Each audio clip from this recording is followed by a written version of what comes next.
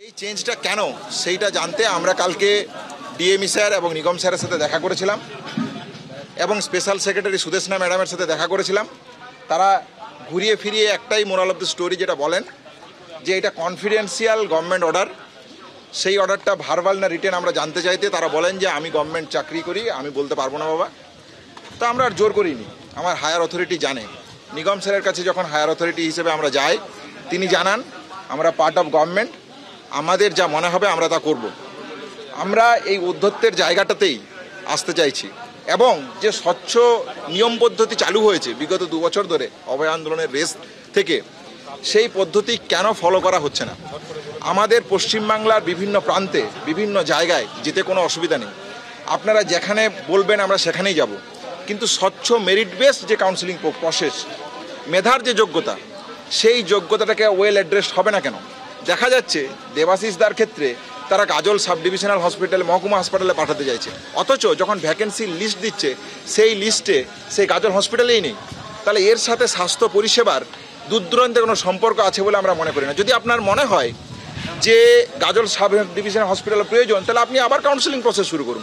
আরও যদি অন্য কোনো জায়গায় পাঠাতে, আমরা কোথাও পশ্চিমবাংলার যে কোনো প্রান্তে আপনারা পাঠাতে চান, নিয়ম অনুযায়ী যা আছে আমরা সব জায়গায় যেতে চাই। আমরা তো বন্ডেডে স্যার, আমি তো বাধ্য 3 বছর গভর্নমেন্টের জায়গায় কাজ করতে।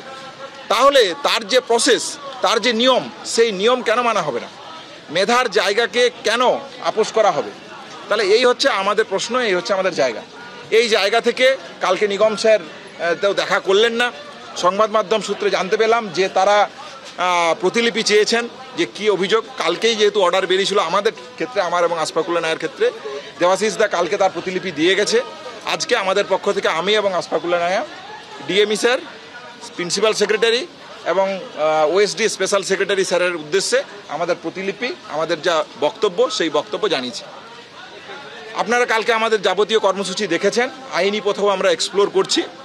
যাবতীয় যা সিদ্ধান্ত নেওয়া হবে এই অনৈতিক পোস্টিংয়ের বিরুদ্ধে, আমরা আইনি পদক্ষেপ যেভাবে নেওয়ার, এবং সারা পশ্চিমবাংলা জুড়ে যে মেধার যে গ্রহণযোগ্যতাকে স্বাস্থ্য ভবন দুর্নীতির জন্য কেন করতে চাইছেন না, আজকে 3 জনের করেছেন, কাল বাকি 10 জনের করবেন, পরের দিন আর 20 জনের করবেন, তাহলে এই তো তার উদ্দেশ্য। এই জন্যই তো আমরা ঘুঘুর ভাষা ভাঙতে চেয়েছিলাম।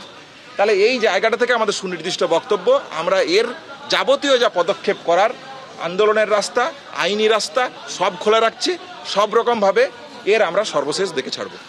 পশ্চিমবাংলার যে কোনো প্রান্তে, সুন্দরবন, কালিম্পং, ডুয়ার্স, আর যা যা নাম আপনাদের এই মুহূর্তে মনে পড়ছে, যেগুলো দূর দূরান্ত প্রান্তিক বলে মনে হয় আপনাদের, যে কোনো জায়গায় আমরা যেতে রাজি আছি।